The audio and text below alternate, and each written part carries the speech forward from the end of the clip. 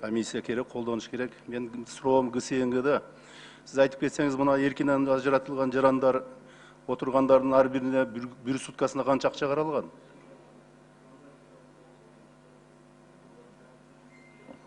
В среднем от 80 до 90 сом в сутки. 80-ден 90 сомға чейін. Айына қанша болып қалады сонда? На 30 надо умножить. Еме, мына шетелдік жарандардан қаншасы отырады бүгінгі күнде? Ну, у меня с собой такой цифры нету, я вам могу ответить позже. Примерно? Ну, примерно человек 300, наверное. Қанша? 300, 300. 300 бі? О. Ушуларны дагы бір қарап чыгышыбыз керек те, мына билесіздер, кошун мамлекеттерде бір болды эле шундай тажрыйба. Егер булардын особо тяжкий преступление кылганы болгон болсо, билбейм, калтырышы мүмкүн. Калган экономический боло турган болсо, төлөй турган кылып туруп, олорду биз алып калып, азыр бюджеттен акчаны коротуп, олорду биз воспитать этип өзүбүздүн мамлекетте алып калбайбыз да. Буларды бизге кереги жок. Буларга акчаны коротуп, ошон үчүн мен ойлойм, буларды дагы миссияга киргизип туруп, булардын бардыгыны мына кошун мамлекетте ушундай тажрыйба болгон, бардыгын депорт кылып жөнөткөн өздөрүнүн өлкөлөрүнө. Ушуну дагы бир ойлонуп карап көрүш керек да. Бүгүнкү күндө мен 300 мен угушум боюнча 700 деген уккамын. Эгер 300 боло турган болсо, буну Канат Керизбекович, мен өзүм кат жүзүндө дагы сунуш берем сиздерге экинчи окууда. Бир карап көрсөңүздөр сунушту. Себеп дегенде биз алып калбайбыз да ону воспитать этип мамлекетибизде. Анан акчаны коротуштун кереги жок да, мен ойлойм. Мыйзам экинчи окууда каралып атат. Рахмат. Рахмат. Канай Капаш кол көтөрүп атат. Акыркы суроо бериш үчүн сөз. Канай Капаш, микрофон берсеңиздер. Канай Капаш. Бир эле суроо генералдык прокуратуранын өкүлүнө. Бизде ошол жайларда этникалык кыргыз бар да жети. Бирок ал Тажикстандын граждандары. Biz 4 жол амнистия кылдык, алардын бирөөсү да амнистия болгон жок да. Ошону биз киргизе турган пункт таба албайбыз. Ушуну мыйзамга ылайыкташтырып көрсөңүздөр, байкуштар. Алардын кылмыштар жеңилдей кылмыштар. 4 жыл амнистия кылдык, бирөөндө да амнистия болгон жок. Алар Кыргызстанга көчүп келген, болгон паспорттар элек болчу. Экинчи сунуш катары авторлорго да биз калыс болсок, мисалы үчүн Исхак Абсанович Масалиевдин ушундай амнистия боюнча мыйзам долбоору 1,5 жыл каралбай жатты да. Сиздердики 1 айда каралып рахмат ошондо. Бирок ошол Исхак Масалиевди дагы Наталья Никитенконы да соавтор кылып бир эле мыйзам алып чыксак, себеби бул мыйзамдын аткарылышы 3-4 айга кетет. Бул эртең эле май айында баары амнистия болуп кетет деген эмес. Аякта комиссия түзүлөт, анан ар бирөөнү карайт ГСН жетекчилиги менен. Бул сентябрга чейин созулат. Ошон үчүн биз кабыл алып берели. Бул эми боорукерлик, гумандуулук, айкөлдүк акциясы да. Бирок биз дагы депутаттар айкөлдүк кылып, мурун ушул мыйзам боюнча чуркап жүргөн эки инсаныбыз бар, аларда соавтор болуп койсоңор. Рахмат. Канай Капаш, мен расмий түрдө дагы айтып коеюн. Мен сунуш бергенмин. Бирге алып чыгып, соавторлукту дагы, со докладчикти дагы. Эми кабыл албаса, эми ар бир депутат өзү билет экен.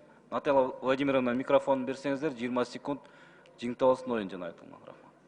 Уважаемый Мирлан Сагбекович, действительно был разговор. Вопрос не в том, кто будет содокладчиком. Я за то, чтобы данная инициатива была. Абсолютно поддерживаю ее. Вопрос в другом. В соответствии с регламентом, вы же хорошо знаете, когда две похожие законодательные инициативы идут, их можно объединить после принятия в режиме первого чтения. Поэтому мы ожидали, как авторы, принятие двух законов в режиме первого чтения и затем объединение на основе регламента. Речь только об этом, не о том, кто будет автором.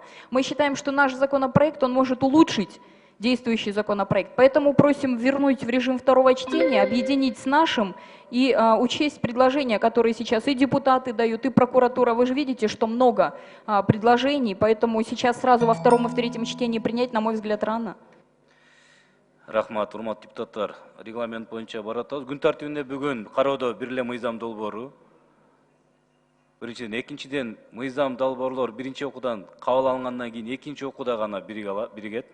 Бүгүн экинчи окууда кожоюн комитет алып чыкты регламентке ылайык. Канат Керизбекович. Төрага катары өзүңүздүн оюңузду айтсаңыз. Рахмат, Мирлан Сапкыч. Урматтуу кесиптештер, мына Мирлан Сапкыч да айтып кетти. Биз комитет болсо мыйзам негизинде иштеп атабыз. Мен дагы жолу айтып коеюн. Мирлан Сакович сунуштагы мыйзам долбоору жогорку кеңеште 15 апрелде биринчи окууда кабыл алган. Искак Абсамович менен Наталья Владимировна сунуштагы мыйзам долбоор комитетке 16-сында бир күндөн кийин келди. Ошон үчүн биз убакыт болгон жок. Биринчи окууда карап, анан кошуп, биргелешип сунуш болгондо. Бирок Мирлан Сакович так айтып кетти. Мен да катышкам, мен да сунуш бергем. Каныбек Апаш, ушу биздин кесиптештер да кошулуп, сабактар болуп, мына Мирлан Сакович айтканда өзү да сунуш берген, баяндамачы болуп чыксын депчи. Ушундай сунуштар болгон, бул жерде эч маселе жок. Бирок 15 апрелде биринчи окууда кабыл алгандан кийин биз болсо экинчи окуудан кошо албайбыз. Ошон үчүн биз азыр экинчи, үчүнчү окууда баратабыз. Анан бул жерде айтып кетейин, Наталья Владимировна, вот мы учли предложения, вот, которые были в вашем проекте, в частности, две позиции. Если вы посмотрите, это многодетные женщины и несовершеннолетние, неотбытая часть наказания которых на день вступления настоящего закона сила составляет менее 1 года. Это вот в вашем законопроекте тоже было, это предложили Нурбек Омирбекович, наши коллеги, Айнура Тойчинова. Комитет их поддержал и включил. Только по одной позиции там не поддержали, а две позиции поддержали. Поэтому, я думаю, предложения тоже учтены. И здесь еще Эльвира Джергалбековна предложила очень хорошую позицию тоже. Это женщины, являющиеся одинокими матерями. И это тоже включено, комитет поддержал, поэтому вот здесь представитель ГСН тоже, руководство тоже отметило, что уже круг, если там 4 по первой статье было, да, 4 субъекта, сейчас уже 7 субъектов, которые непосредственно попадают напрямую под амнистию. Поэтому максимально комитет постарался учесть все предложения. Я здесь, уважаемые коллеги, хочу, чтобы вы поняли, что законопроект, почему правительство дало заключение, мы работаем, потому что есть, и здесь, наверное, вопрос времени был тоже, вопрос от чрезвычайной ситуации, наверное, тоже был. Поэтому сейчас тоже просьба принять, потому что мы хотели бы, чтобы 9 мая, да, перед Днем Победы принять законопроект, который посвящается 75-летней годовщине Победы в Великой Отечественной войне и 10-летнему юбилею Апрельской народной революции. Рахмат. Комитет төрагасы мыйзамдын ошол даталарга белгиленген датага кабыл алып берүү боюнча дагы ойлор айтып кетти. Наталья Владимировна, 6-й микрофон, 1 минут, процедуралык маселе. Я хочу уточнить еще раз. Дело в том, что как парламент, законодательный орган, должны прежде всего соблюдать сами процедуры. И сейчас 2 законодательные инициативы. То есть вы предлагаете сейчас одну инициативу, получается, нашу законодательную, которая поступила. И еще надо разобраться по времени. Те сроки, которые вы озвучили, я думаю, что нужно провести расследование. Почему такие сроки озвучены? Законопроекты практически одновременно на общественное обсуждение были выставлены. Это во-первых. И во-вторых, да, нужно просто все же соблюдать процедуры и уважать друг друга. Если 2 законодательные инициативы, они могут быть объединены только после рассмотрения в первом чтении. Либо одна должна быть отклонена, а другая принята. В таком случае давайте скажем откровенно, нам не нравится законопроект таких-то депутатов, представляющих 2 оппозиционные фракции. Мы взяли за основу законопроект, который предложен коалицией большинства, получили заключение и проводим. По содержанию еще раз скажу. Давайте так, уважаемые коллеги, у меня вопросов нет к содержанию. Я его поддерживаю, потому что работала сама над этим законопроектом, они очень похожи. Но по процедуре, как это проходит, это на самом деле просто неуважение к регламенту. Рахмат.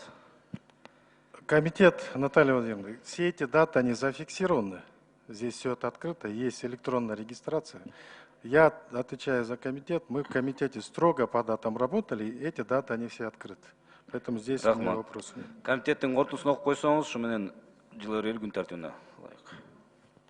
Урматтуу Мирлан Сакович, урматтуу кесиптештер, аталган мыйзам долбоор комитеттен каралган, 2 жана 3 окууда колдоого сунушталып атат, фракциялардын чечимдери бар. Рахмат, урматтуу депутаттар. Кандай күн болгондо дагы мыйзам долбоору жалпы палатанын добушу менен кабыл алынат. Урматтуу депутаттар, кезектеги маселеге өтөбүз. Күн тартибиндеги акыркы маселе. Андан кийин добуш берүүгө өтөбүз, урматтуу депутаттар, кулактандыруу иретинде. Кыргыз Республикасынын Жогорку Кеңешинин комитеттин курамдарын бекитүү жөнүндө Кыргыз Республикасынын Жогорку Кеңешинин 2015-жылдын 6 ноябрында номер 17-6 токтомун өзгөртүү киргизүү тууралуу Жогорку Кеңештин токтом долбоору депутат Ибраев жөнүндө урматтуу депутаттар, стандарт токтом долбоору комитетке мүчө болуу боюнча. Жогоруда маселе боюнча келгендер бара берсеңиздер болот. Суроолор жок болсо керек. Анда урматтуу депутаттар, комитеттин кортусун окуп койсоңуз, Канат Киргизбекович. Канат Киргизбекович, комитеттин кортусун окуп коюңуз, токтом долбоору боюнча. Анан добуш берүүгө өтөбүз. Каттоо жарыялайбыз анан. Рахмат, урматтуу кесиптештер. Комитет аталган фракциянын чечимин карап чыккан, фракциянын чечими бар. Жана комитеттин чечими СДПК парламенттик фракциясы Кыргыз Республикасы Жогорку Кеңеш депутаты Ибраев Саматбек Улукевич укук тартиби, кылмыштуулук менен күрөшүү жана коррупцияга каршы аракеттенүү боюнча комитет курамына киргизилсин. Комитет колдогон, сиздерди колдогонду суранабыз. Рахмат, урматтуу депутаттар. Токтом долбоорунда жалпы добуш берүү менен чечип кетебиз. Урматтуу депутаттар, күн тартибинде каралган маселелердин баардыгын карап бүттүк. Добуш берүүгө өтөбүз. Каттоо жарыялайм. Каттоодон өтсөңүздөр.